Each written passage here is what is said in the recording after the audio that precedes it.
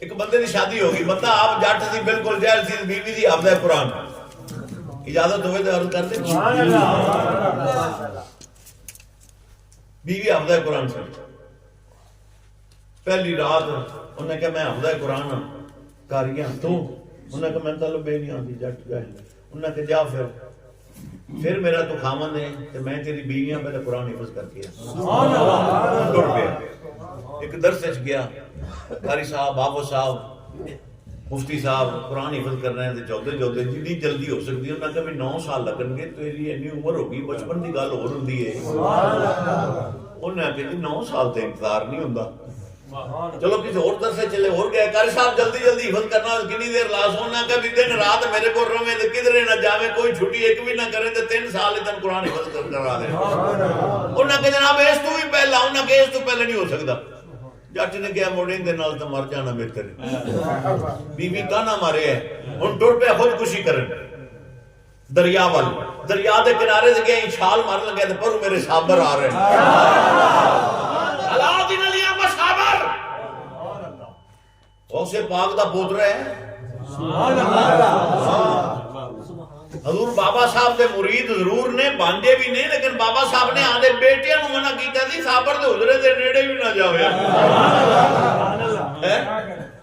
حضور صابر کیا اگو آ رہے ہیں،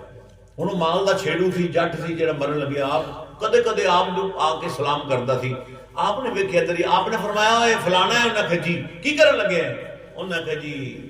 شادی ہو گئی ہے تے بیوی حافظ قرآن ہے۔ انہیں تانا مارا ہے،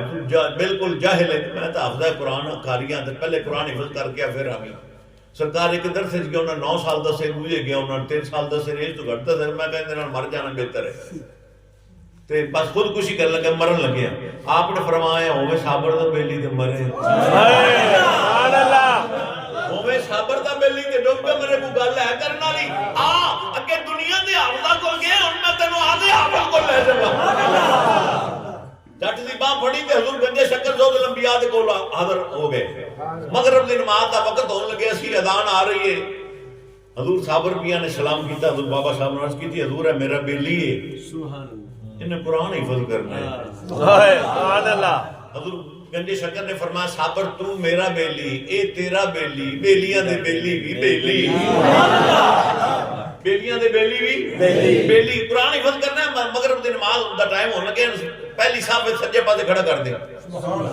پہلی صاحب سجے پاسے کھڑا کرتا، حضور بابا صاحب نے آپ جماعت کرائی، پہلی رکعت، دوسری رکعت، تیسری رکعت پڑھ کے اتحیات پڑھ کے سلام پھیریا، سجے پاسے سلام پھیریا، جننے کھڑے سن سارے قرآن دے جننے کھڑے سن سارے۔ یاد رکھو 50 سال کتاباں پڑھنے والا گمراہ ہو سکتا ہے، چہرے یار دا کاری گمراہ ہوندا ہی نہیں۔